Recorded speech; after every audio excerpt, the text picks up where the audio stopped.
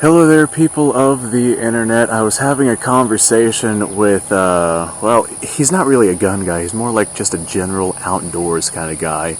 And not really like an outdoors sporting kind of guy. Like, you know, whenever I say outdoors guy, people normally think like hiking or fishing or camping or things like that.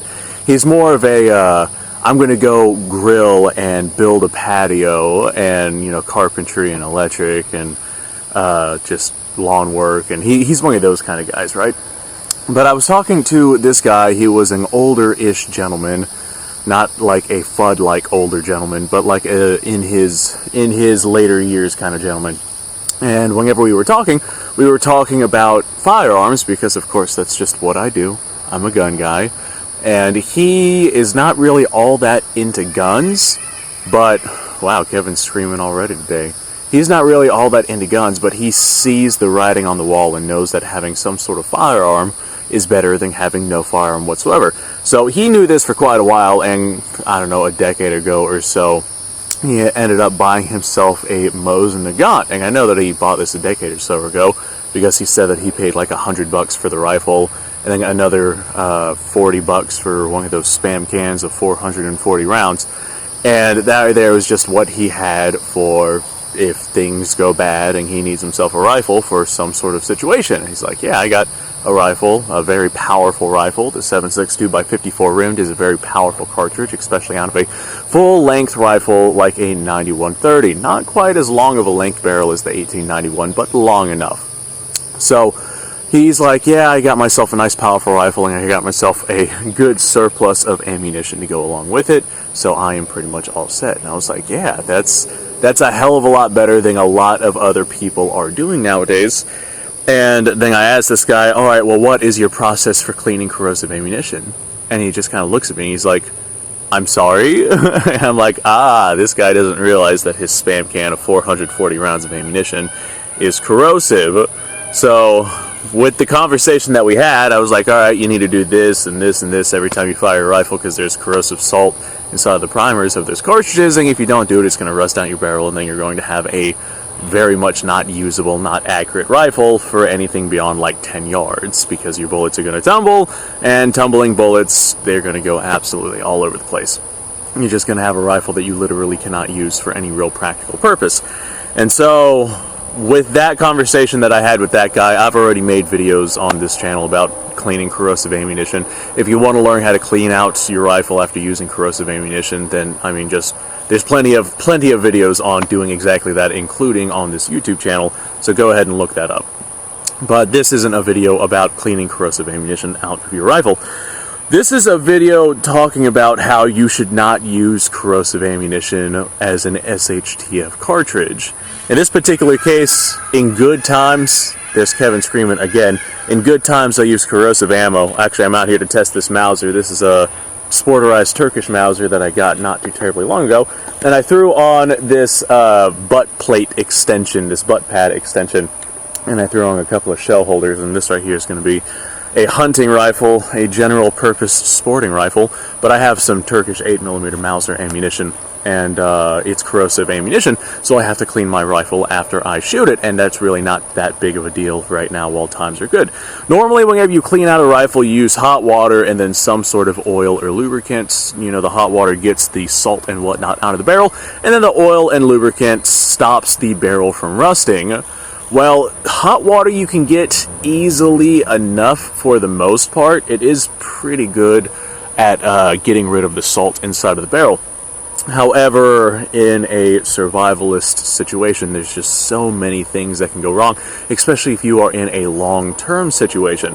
I know there's been a couple of times here in the state of Florida where we've had several hurricanes and natural disasters and whatnot coming through to where I literally could not leave my property for weeks on end. So that right there is what I would call an SHTF situation, because that is definitely a bug-in situation because I was not going anywhere.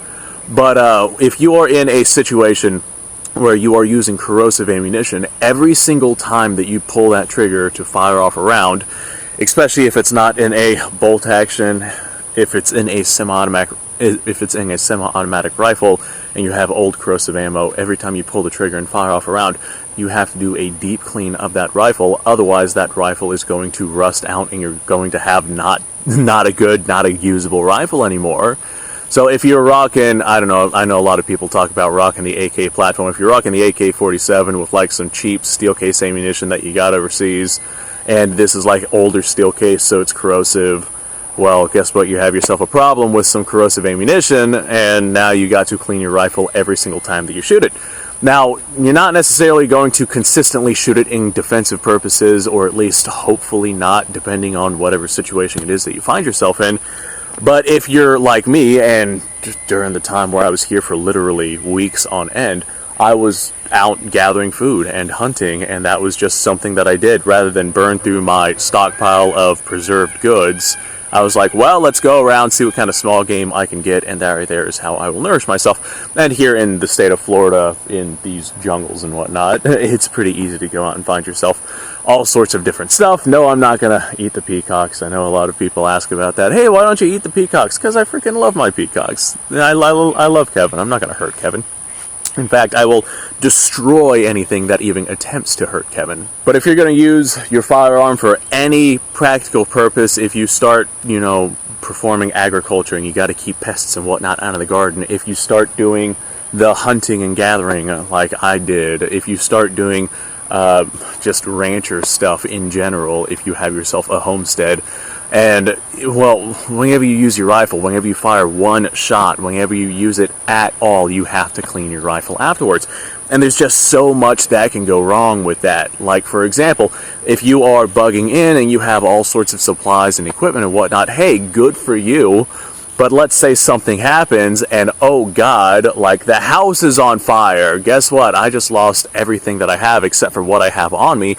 Good thing I have my rifle and my ammo on me. Unfortunately, my ammo is corrosive, so now I no longer have a means to clean this corrosive ammunition. So now whenever I use my rifle, oh boy, in like, I don't know, here in the state of Florida with how humid it is, here in like 2 weeks' time after that first initial use of that rifle, guess what? The barrel's beginning to rust out, and the accuracy is diminishing. After a month, I basically have no rifle at all because it's completely worthless. So yeah, if you lose the means to be able to clean your rifle, which absolutely is a possibility, just because you use hot water to get the salts out, guess what? You still have to put some oil and whatnot inside of that rifle to stop it from rusting, otherwise it will begin to rust. Ask me how I know. I have ruined a barrel before experimenting on how to clean out corrosive ammunition. Luckily for me, it was not a very desirable rifle and not a very desirable barrel anyway. But anyway, like I was saying, this corrosive ammunition will cause the barrel to rust, and if you clean it out with hot water, that's not going to be enough. You need some sort of lubricant or preservative to be able to stop that barrel from rusting. Any kind of oil, any kind of grease, any kind of like petroleum jelly, and like there's lots of things that you can use out there. But in a survivalist situation, especially a long-term survivalist situation, you might lose your access to these things. So having non-corrosive ammunition gives you a long time before you have to clean your rifle, as opposed to something like corrosive ammunition where you have to clean it literally after every shot. Or if you lose your cleaning rod, let's say something happens and you gotta bail out of your home, or something happens, and even at my home, I've lost my cleaning rod on several occasions. Let's say just because of the stress and whatnot of whatever situation is going on, something happens and you lose your cleaning rod, and you're like, son of a... I shot this rifle yesterday, I gotta clean it because it's starting to rust, but I can't find my bloody cleaning rod. Guess what? If you didn't have corrosive ammunition, then you would have a lot more time to find yourself a cleaning rod. Now, if you don't have a cleaning rod, there are alternatives that you can do. Like, for example, this right here is... I don't know what this is. I think it's an antenna. If you were to like wad up a paper towel or a cleaning patch or something and shove it into your barrel and use this to push it down the barrel, that is an alternative. There are ways to get around not having a cleaning rod, but none of them are really practical or really easy. It's just not really the best solution, but it is sort of possible, kind of. But like I was saying, something might happen to where you lose your ability to clean your rifle. You might run out of oil or lose your oil, or you might lose your ability to actually run a patch through the rifle. There are plenty of things that could potentially happen, that could potentially go down, that will make it to where you cannot clean your rifle. And having corrosive ammunition is definitely one of the bigger downsides, especially if you don't know how to clean your rifle after using corrosive ammunition. If that is the case, then I recommend doing some research and figuring out how to clean your rifle after using corrosive ammunition.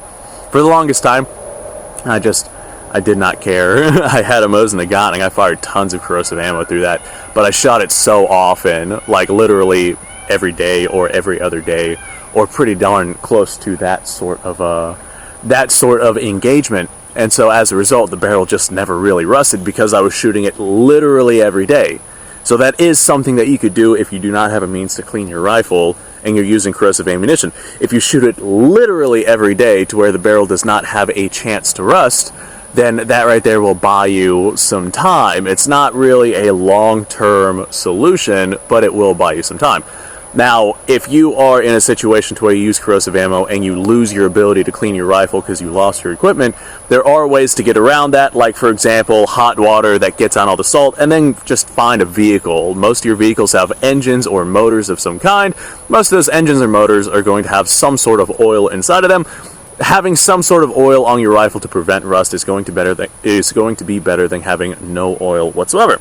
Now, on the outside of the rifle, I don't care if the outside gets rusty. For the most part, the outside is very well finished, and you're not really going to have to worry about rust issues with the outside of your rifle. It's the inside of the rifle that matters if it gets rusty, because if the inside of the rifle gets rusty, then you're going to have issues with the rifle working. If the inside of the barrel gets rusty, you're going to have issues with accuracy. If the inside of the bolt or the bolt head gets rusty, you might have issues with what would I call that? With pitting inside of the bolt, and whenever the brass expands, it's going to kind of absorb itself into that pitting, and it's going to be much more difficult to extract, or it might potentially get bad enough to cause headspace issues. You definitely don't want any situations like that. So I would just kind of avoid it, and if you're going to buy ammunition for, just in case purposes, make sure that you get non-corrosive ammunition. If you find yourself good deals on corrosive ammunition, then go ahead and get it. But I mean, this isn't, corrosive ammunition isn't as cheap as it used to be. I know it used to be you would be able to get one of those 440 Spam cans of 7.62x54 rim for like $40, and yeah, that would make that absolutely worth it. However, nowadays, people are asking basically the same price for the Spam cans as they are for like new production non-corrosive ammunition. So it literally makes no sense to get the corrosive stuff unless you are looking for something specifically for collectability purposes. So I got a couple of rounds inside of this Mauser, and I want to go ahead and test out this butt pad that's literally just kind of very crudely nailed onto this thing. I did not put forth much effort into installing this butt pad at all, but what I wanted to do was I wanted to go ahead and stick something on here because, I made a video on this rifle before. The stock was cut short because it had a butt pad on it, and then it did not. So I had to send in some kind of filler, and now it actually fits comfortably. Actually, yeah. And with this right here being rubber, that was actually very, very not that bad to shoot. This rifle did recoil quite a bit with it being sporterized and a lot lighter weight than it normally would be. But hey, that was actually quite pleasant. Yeah, I'm sending Turkish ammunition downrange. This right here is 155 grain projectiles traveling about 3,000 feet per second. Normally it recoils like crazy. Normally it recoils like crazy, but I'm actually quite pleased with how well this rubber butt pad here is working. It might not look the best, but hey, it's working actually very, very well. Let's send another round. That poor steel target has been through so much. All right, well, I got a few rounds right here. I'm going to go ahead and save those rounds for another video. So I'm going to say, hey folks, thanks for watching. Appreciate your time. Let me know what you guys think down below. And, I'm excited to hear what you guys have to say in the comments. So, thanks for watching. Like, subscribe, share, description, bunch of links. Go check that out. You guys go off, have yourself a fantastic day. I'll see you all in the next episode.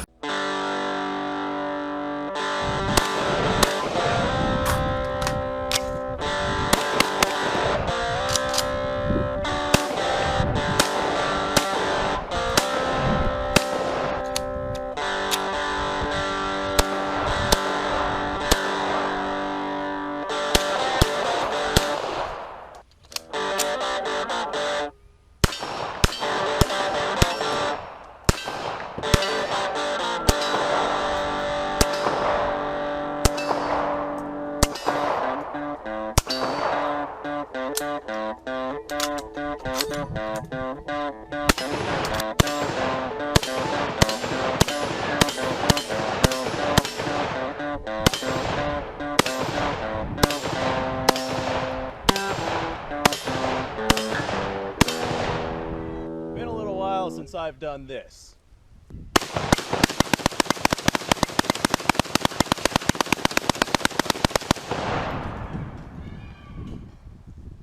Bonnie and Clyde be damned.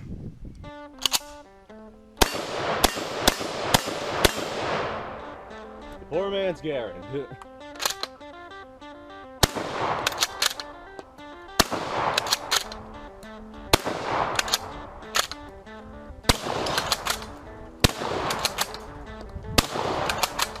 It's a shame that bolt-action shotguns aren't more mainstream.